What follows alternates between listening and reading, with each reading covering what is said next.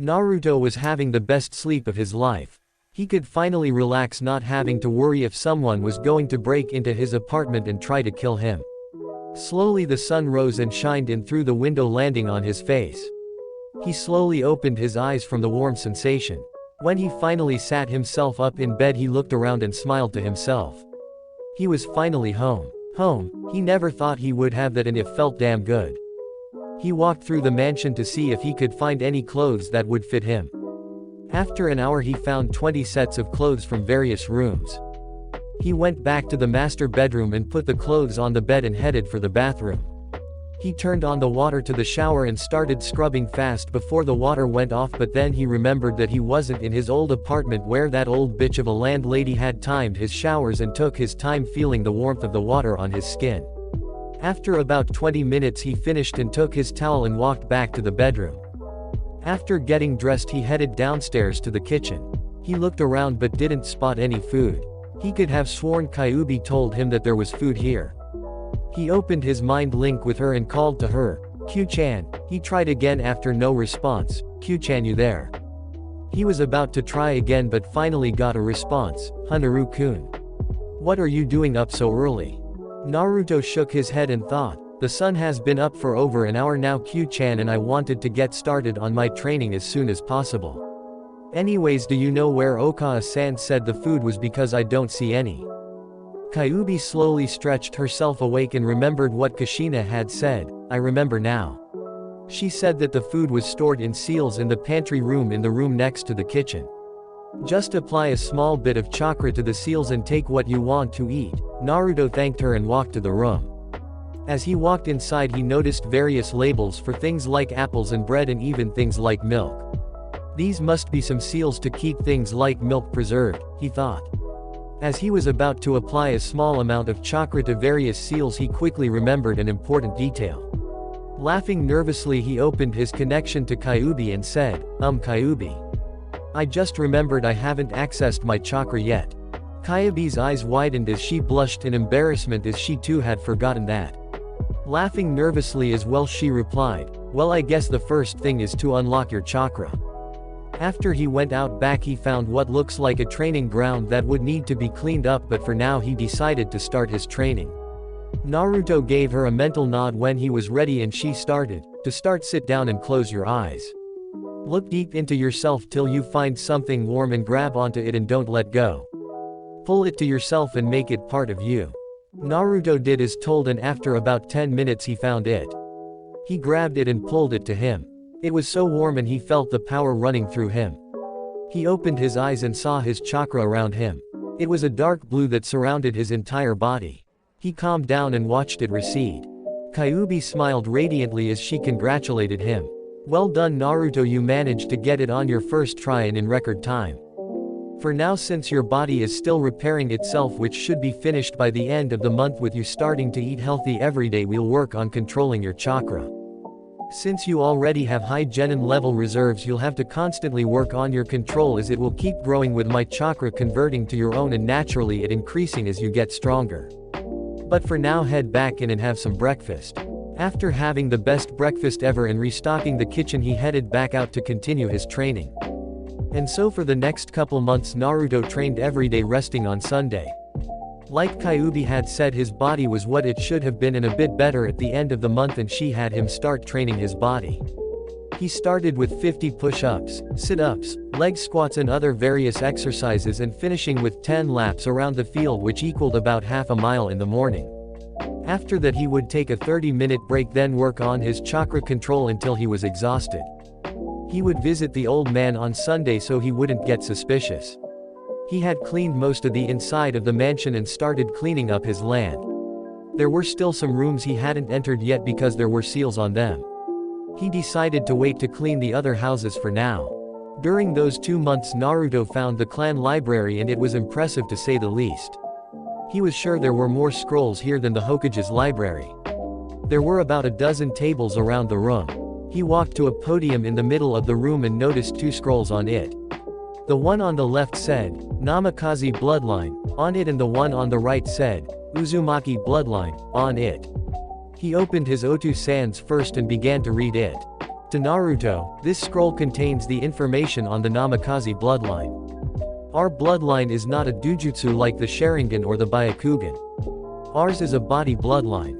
It doesn't have a name, but it is indeed very useful. Our bodies are unique. Every time we are injured, our body becomes harder once we heal. So through constant training, one's body could become theoretically unbreakable. This was how I was able to withstand traveling at the speed of light using my Hiraishin no Jutsu, as only members of the Namikaze family would be able to survive that. Our bloodline was a gift to us by Kami herself. We do not know why she gave this gift to us, but we swore to never abuse this gift. Also, a little bit of interesting info is that most people don't realize, but when the Senju and Uchiha clans settled for peace and decided to find a location to settle down, they were not the ones who settled the land that is now Konohagakure. In fact, when they found the location, the Namikaze clan had already been settled there for a century. We allowed them to settle the lands next to us and helped them build the first ninja village. Over the years we had managed to own 51% of the lands within the village, and as a result anything on those lands, as well as an insurance policy. So suffice to say, we are the richest clan in Konoha. Unfortunately, throughout the Great Ninja Wars many of our clansmen died, and there were only a small handful left when the Kyuubi attacked. I am sorry to say that they were among the first to have died that night, and that you are all that is left of our great clan. I know you will continue to bring honor to the clan, my son, and I love you and wish you a happy life. Your Otu-san, Namikaze Minato, Yondaime Hogake, Konoha no Kiroi Senko Konoha's Yellow Flash. Naruto finished reading the scroll, amazed at the potential of his father's bloodline, and with his healing ability it would make his body stronger faster. He rolled it back up and opened his Okawa-san's scroll next. To Naru-chan, our bloodline is possibly one of the strongest in the world. The reason is because of the countless possibilities with it. Our bloodline was a gift from the goddess of the elements. This means that she granted us the use of the ability to control and master fire, wind, earth, water, and lighting. Some members of the clan were able to combine two elements once they mastered them to create a sub-element. One, for example, would be Mokuton. That's right, we have the ability to use part of the Shadai's fabled bloodline. This certain element would be a combination of earth and water. Another possibility is water and wind to create Hyoten jutsus. There used to be a bloodline clan that used Hyoten in Kurigakure, but I don't know if any members are still alive due to the bloodline wars that the Yondaime Mizukage started killing off bloodline users. Now, because of our bloodline, we were hunted down and killed during the Third Great Shinobi War. Our homeland was destroyed by a joint attack by Iwa and Kumo, and we managed to save most of the civilians, but I was the only member who survived from my clan. Our clan is from Uzu no Kuni Naruto. This is a special place because it is the last true kingdom. Our clan were the rulers of Uzu no Kuni. My parents were the king and queen of the country. I was their only child and royal princess, and next in line for the throne, and that would make you a royal prince. Since I am gone, that makes you the next in line for the throne. I know this is a lot to take in, and I'm not saying you have to take the position, but as long as our clan lives, then so does Uzu no Kuni. Also, last I heard, the castle of the royal house was still standing, and in the throne room is the sword of the Uzumaki clan. Only someone with Uzumaki blood and only the ruler may wield the sword. This sword is known throughout the elemental nations to any sword master or any aspiring to be sword master. This is because it is the strongest sword in existence. It was a gift from the legendary summons of the Dragon Clan. The sword is indestructible and you can channel elemental chakra through it. If you do decide to restore our homeland, you must keep the sword out of view until you're ready to claim your birthright. I suggest making a seal on your wrist and sealing it in there. I told your father about my past after we got married, and the only person who knows of your full heritage is the Fire Daimyo, since the Namikaze clan has been allied with Fire Country since shortly after its beginning, and Minato was like a son to him and sent a letter to him explaining how he planned to defeat the Kyuubi and about who you are, and he will inform his successor if you do not contact him before he retires or dies. Before you get angry that he didn't come to get you, no, he couldn't, because that would have raised questions and could have started the Fourth Great Shinobi War. Well, I believe that's it. I love you, Naruto, and live a happy life. Your Okawa-san, Namikaze Uzumaki Kushina, Konoha's Red Death. Naruto reread that scroll a few times and was shocked at what he found out. He was royalty. He was fucking royalty. He laughed so hard at that. He was definitely going to rebuild his ancestors' homeland. He couldn't wait to see the look on the villagers' faces when they found out. He opened the mental link and called out to Kyubi. "Hey Q-chan, have you been paying attention the past few minutes?" he asked excitedly. "Sorry Naru-kun, I've been planning your training." "Why, what's going on?" He smirked. He sat down and closed his eyes, entering his mindscape. He saw Kyubi standing in front of him looking as beautiful as ever. He still had that smirk on his face, and when she noticed it she raised an eyebrow. She looked at him and said, "Well, are you going to tell me?" He continued smirking and said, "Look through my memories for the past 10 minutes. She nodded and he watched her face as it went from intrigue from his father's bloodline to amazement to his mother's bloodline to outright shock from her origins. She still had a shocked face when she settled on his still smirking face. He chuckled at her face and said, "Well, what do you think?" That broke her out of her trance and said the only thing that came to mind, "Well fuck, that's awesome. You have the potential to be the strongest person on the planet Naru-kun. And you are fucking royalty. I actually remember Uzu no Kuni. I can't believe I could have missed something like that. I mean, your mother's maiden name is fucking Uzumaki," she said, then broke out laughing with Naruto along with her. That was definitely one of his favorite memories. It was the start of a new year and the start of the third month of training, and Kyubi had Naruto start on the tree climbing exercise and up his physical training. Instead of 50 sets of everything she had him do 100, and instead of 10 laps she increased it to 15. Naruto continued cleaning up the grounds on his days off and found seeds for flowers in a greenhouse that was used for making poisons and antidotes. He found out he had quite a green thumb and enjoyed gardening as it helped relax him. It was March now and the 5th month of Naruto's training. It was his first Sunday off and he decided to leave the compound and take a stroll, run through the forest. He was coming across the Hyuga compound and noticed a person jumping over the wall with a bundle that looked like it was moving. He had heard of the Kumo delegation coming to Konoha for a treaty and also how they wanted the Byakugan. Deciding to take the risk, he followed the person, and once he got close enough he noticed the headband was from Kumo and he was sure there was something alive in the bag. He crept up closer to hear what the man was saying when he stopped.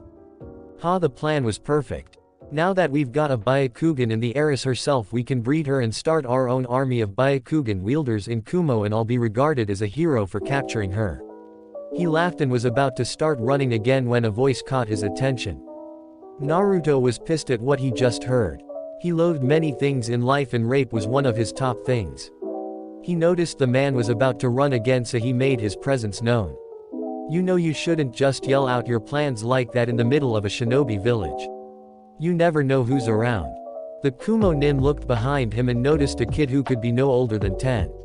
He laughed at Naruto and said, "What do you think you're doing, Gaki? You think you can take me on? I'm an elite Junin." He continued to laugh but stopped when a fist connected with his face, making him drop the bag and flew back a few feet. He stood up and glared at Naruto. "Not bad, brat. I was just going to let you run along, but for that I think I'll kill you." He charged Naruto, his right hand cocked back, and threw it at Naruto, who dodged it barely and kicked the man in the chest.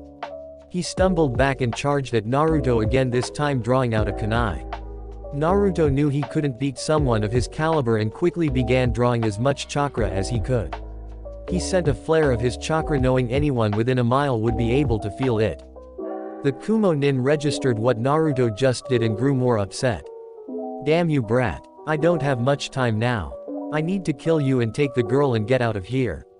He charged Naruto one last time with his kunai, and Naruto charged chakra to his hands, remembering how the Sannin Tsunade was able to multiply her strength doing it. He charged the nin and caught the hand with the kunai and threw his other chakra-enhanced fist right at the nin's face. He watched amazed at the power behind it. The man flew back, hitting a tree, and was knocked out. He snapped out of his trance when he heard a patrol approaching his location and knew that he had to run. With one quick glance at the nin in the bag, he hightailed it out of there. 10 seconds later, an ambush squad landed and looked around the area. They noticed the Kumo delegate knocked out and the bag that was moving. The captain ordered his men to detain the delegate for questioning, and he moved to the bag. He opened it and found the Hyuga heiress bound and gagged with tears in her eyes. He took them off and said, "It's okay now. You're going to be okay. With that he ordered his squad to take the man to torture and interrogation while he returned the girl back to her mother and father. Yes, Hinata's mother lives. Days later the head of T&I, torture and interrogation, named Ibiki managed to pry the information from the Kumo delegate about his mission. The Raikage of course denied such a mission and the Kumo Nin was executed in the village of Kumogakure had a trade embargo placed on it for 3 years. No one knew who it was that saved the young heiress as no one had recognized the chakra signature before. When Naruto had returned home after the fight he fell asleep and appeared in his mindscape. He looked around till he found Kyuubi lying down by the waterfall. He walked over to her and sat next to her. She looked at him and smiled. I'm proud of you Naru-kun. You took on an opponent that was much stronger and experienced than you. Although the only reason you didn't die was because of luck and although luck is important is the ninja world skill is much more important. As a reward I think you are ready for your first ninjutsu technique. This is a very special technique called Kage Bunshin no Jutsu. It is a kinjutsu which you know means it's a forbidden technique. The reason is because it takes a large amount of chakra to perform and because of possible brain damage. But because of your insane large reserves and your high IQ, healing ability, and with me in here you don't need to worry about the brain damage. What this technique does is create solid clones of the original splitting your reserves in half. Also anything that the clone learns is transferred back to the original. Can you tell me what benefits this might have in your training? Naruto looked at her and said, if anything it learns is sent back to the original then that means it can be used for things like chakra control exercises, ninjutsu, reading multiple books at once, and I suppose taijutsu and kenjutsu training right? She nodded her head and said, that's right. Of course you'll have to continue increasing your speed and strength on your own but with the possibility of Kage Bunshins included in your training you could learn something in a month that usually takes years. She smiled at his shocked face and closed his jaw. Now why don't you go to sleep and rest because when you wake up we will increase your training and I'll teach you the 3 academy-style jutsus that they need to be able to do to pass. He nodded and laid his head in her lap and quickly dozed off. She smiled at him and ran her hand through his hair and went to sleep herself. After Naruto woke up and got ready for training he went outside and heard Kyuubi say, alright Naru-kun before I teach you the Kage Bunshin no Jutsu I'm going to teach you those 3 academy level jutsu first. To do the Kawarimi no Jutsu put your hands in the following hand seals. Ram, boar, ox, dog, snake and then use your chakra to surround something and then pull it towards you and you should replace with that object. If you get good enough you can overpower the chakra of another ninja and use the technique on them. Now for the Henge no Jutsu use the hand seals. Dog, boar, tiger and then think of what you want to look like down to every detail and poof you'll look like whatever you think of. Get good enough at that and suppressing your chakra and you can fool almost anybody. The final technique you might have some problems with for now because it requires such a small amount of chakra to use. This jutsu is called Bunshin no Jutsu. Unlike the Kage Bunshin no Jutsu these clones are not solid and don't transfer whatever they learn. When you are able to create one clone you will have high Junin level chakra control. These are the hand seals, ram, snake, and tiger. With her showing the hand seal through the link he gave a mental nod and started working on the jutsu. An hour later he managed to do the first 2 jutsu to a decent degree but could only get as low as 50 clones for the 3rd jutsu before messing up. He was about to try again when Kyuubi spoke up. That's good for now Naru-kun. Let's get started on the Kage Bunshin no Jutsu. Now here are the correct hand seals. Tiger with left and right, adjust to form cross. Pour as much chakra into the technique to see how many you can create for now. He gave her a mental nod and started practicing the jutsu. After about 30 minutes he finally produced results. He opened his eyes and looked around. He looked around at his copies and heard Kyuubi speak again. Good job Naru-kun. You did the technique in record time and managed to create 100 clones with only being slight-winded. Not even most Junin could make that many. Alright I want you to order 10 clones to head to the clan library and start reading basics for sealing then start making seals themselves. I want 20 clones to practice the Kawarimi no Jutsu and another 20 to practice the Henge no Jutsu. I want the rest to practice the chakra control exercises we've been doing by combining them together. He relayed Kyuubi's orders to the clones and started his training. After the end of the day he decided to see how many clones he could create before he messed up. He did the hand seals and spoke in a calm voice, Bunshin no Jutsu. He looked around and saw he only managed to reduce the number to 48. He was about to complain when Kyuubi interrupted him. Don't worry about it, Naru-kun. You showed improvement in only one day and you have years of training ahead of you, so take your time and don't worry about it. He calmed down and replied, you're right. Sorry Q-chan. I don't know what I'd do without you. She smiled and blushed at the praise but didn't respond. It was now June in Naruto's 8th month of training. Kyuubi had taught him some taijutsu in his mindscape at the beginning of his 6th month and would practice it with his clones. He was able to create 300 now and had them doing various things, improving his skills. He took up learning how to hunt and how to build, as well as learning to cook better meals. He sent more clones to the library as well to learn about the history of the village and the rest of the elemental nations.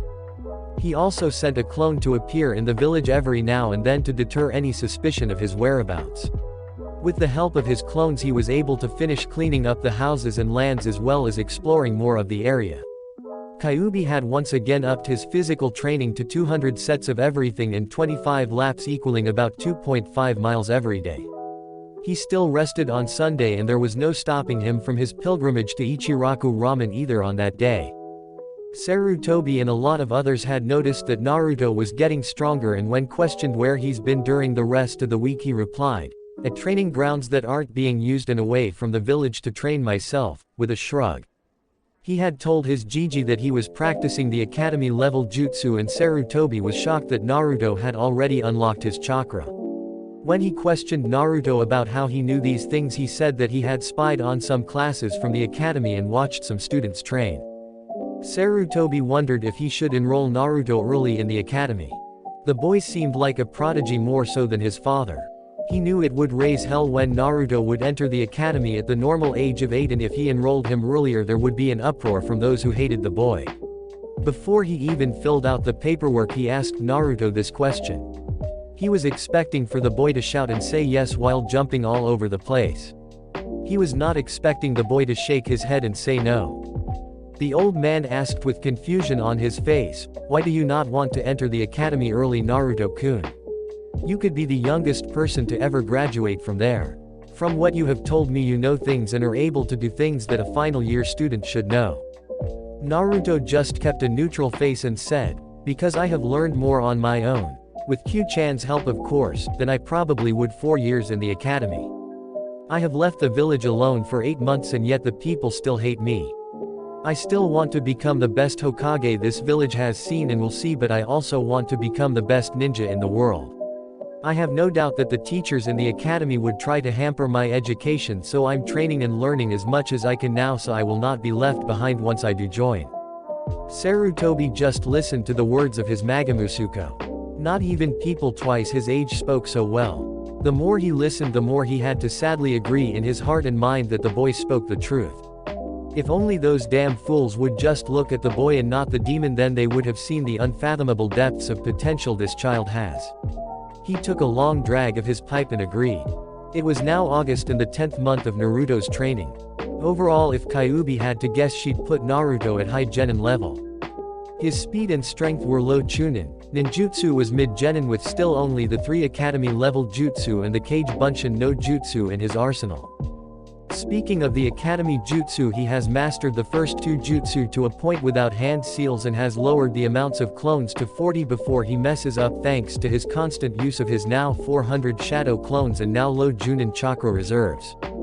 He can fire kunai and shuriken at all 8 lethal points if standing still at the same time and is improving for moving targets. He has low chunin knowledge on seals and his taijutsu is mid genin level as well. The only thing he is lacking is experience, which is why she has brought up this current conversation. Nei Naru-kun, I want to say that I'm very proud of you. You've come very far in 10 months.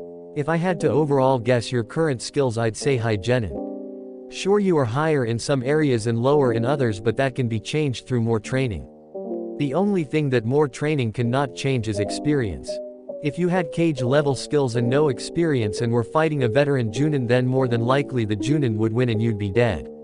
You currently have enough training and survival skills to live on your own, and I am thinking that either on your birthday or shortly after it that you leave the village to continue your training." Naruto looked at her wide-eyed. He couldn't deny that what she said made sense, and he's practically been living on his own since he was born. He wanted to say no to the idea, but he knew it was the most logical idea. He took a deep breath and said, "I agree with your idea. We'll need to start preparing then if we leave, because Gigi's not just going to let me walk out of the village." She nodded her head and said, "I will up your training till you have no energy to even breathe. You should start making a list of the things we'll need and the places you want to visit or stay away from. We should also study the patrols at night to make our escape easier." He sighed and nodded. So much to do in so little time. It was a week from the intended day. They had decided to leave the night of his birthday while the villagers get drunk, and the shinobi have to pay more attention to the inside of the village to keep order than the outside. He had sealed every book, scroll, and note that were in the library and put them in part of his mindscape that was a duplicate of the library in the clan house after Kyuubi taught him a dimensional storage jutsu. He took the remaining food in the mansion, including in the storage seals in the pantry, and put them in his mindscape as well after recreating the preservation seals. He found out that they were pretty easy to create. He stored several sets of clothes and various other supplies in scrolls that he was going to carry on him. He also found some odd small square pieces of paper that he stored as well. Kyuubi told him that they were chakra papers that are used to determine what elemental affinity you have. Even though he knew he had the ability to use all 5 main elements, it would still help him determine which was his strongest affinity and his weakest. He and Kyuubi agreed to maintain his rigorous physical training for the first 4 days, then the next day a light workout while keeping up his chakra control exercises during each training. He spent the 6th day with his precious people while keeping up his guard, since his birthday was only 1 day away and some people might want to give him an early birthday present. Today was the day, his 6th birthday, and the day he leaves the village hidden in the leaves to continue his training. He spent the entire day checking and rechecking, making sure he had everything he needed and didn't leave anything behind. He dressed in all black as the sun set, placing the scrolls in his vest and placed a black mask on his face covering his whisker marks. He strapped the twin codices that belonged to his mother on his back at his waist that she used in Anbua's, Konoha's Red Death, that he'd been practicing with for the past 2 months. The sun had set and he'd seen the fireworks signaling the beginning of the festival of Kyuubi's defeat. He walked out of the mansion towards the gate, and before opening the gate took a long look at his home he'd be leaving for many years after only living there for less than a year. He took a deep breath and opened the gate, walking out and relocking the gate. He listened to it lock, then jumped into the trees, making his way towards the east side of the village for his escape while creating a shadow clone, giving it a message to give to its target, unaware of the danger that awaits him ahead. Another person was planning his move tonight. The destruction of his clan. This man is Uchiha Itachi. He took out his katana, killing his first victim, and continued his onslaught. As Naruto neared his escape route, he passed the Uchiha complex and smelt something that shook him to the core. Blood, he thought. He took out one of his codices and slowly began his way into the compound. When he arrived, he almost puked at what he saw. Bodies. Bodies everywhere. Covered in blood, with limbs missing from that person or that person or that person. He screamed, so he steeled himself and continued him. Uchiha Makoto could not believe what she was seeing. Her eldest son was slaughtering his own clan. Killing even the children. She watched as her husband demanded to know what he was doing. He simply replied, "Testing my abilities." Fugaku charged at him but was only his next victim. She ran out of the house looking for help. She knew she was no match for her son, even if she was one of the strongest kunoichi in the village. She felt a pain in her leg, resulting her in falling down. She looked and saw a kunai stuck in it. She looked back up into the fully matured Sharingan of her son. She closed her eyes as she saw him lifting his sword ready to kill her. She waited for 3 seconds when she heard a clang. Naruto sped through the complex when the scream stopped. He prayed that there were survivors. As he turned a corner, he saw a man raise his sword and prepared to kill a woman on the ground in front of him. He charged chakra to his legs and sped forward, hoping to make it in time. The assailant's sword was just 3 inches from her head when she opened her eyes from the noise to find what looked like a boy in black no older than her youngest with a kodachi held against her son's sword. She didn't move to frightened from her son trying to kill her and where this mysterious boy came from. Naruto let a quick sigh of relief internally when he made in time. He pushed the attacker back and yelled, "Who are you and why are you attacking a clan of Konoha?" When Naruto looked closer he noticed the person's eyes and gasped. This was the result of the power that didn't belong to this clan. Naruto looked into his eyes and said, "Tell me your name Uchiha." Itachi was quite surprised when someone blocked his sword from killing his mother. He was even more surprised when it looked like someone no older than his younger brother, but the strength behind that push was remarkable for one his age and was even greater than him at that age. He was snapped out of his thoughts when the boy gasped, finally noticing his eyes and the, "Tell me your name Uchiha." Itachi looked at his opponent that was in a standard sword stance. "My name is Itachi. May I ask the name of the person who has shown being worthy of proving my abilities?" Naruto looked at the newly named Itachi. He had heard of this person. Graduated the academy at the age of 7, made Chunin at 10 and finally Anbu captain at 13. This person was way out of his league. Naruto looked at his opponent and said, "No, you may not know my name for now. But if I survive this and we meet again I will give you my name."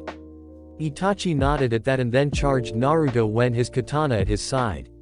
Naruto blocked the strike and attempted to kick him but was too slow and was punched by Itachi's free hand. Naruto jumped out of the way as Itachi threw several shuriken at him. It summoned 50 clones that temporarily shocked Itachi as he found out that these were shadow clones. He made quick work of them only to find his opponent and his mother gone.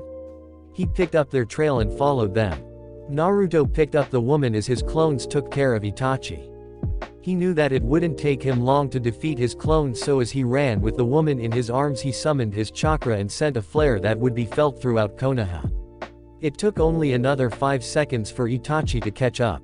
Naruto looked at him and said, "I'm sure you felt my chakra flare. Every ninja in Konoha should be on their way here. If you leave now you still have a chance to escape."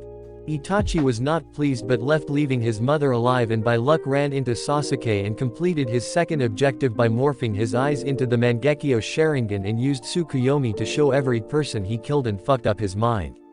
With that finished, Itachi left the village. Back with Naruto, he took out one of his scrolls labeled medical supplies and quickly bandaged up the woman's leg.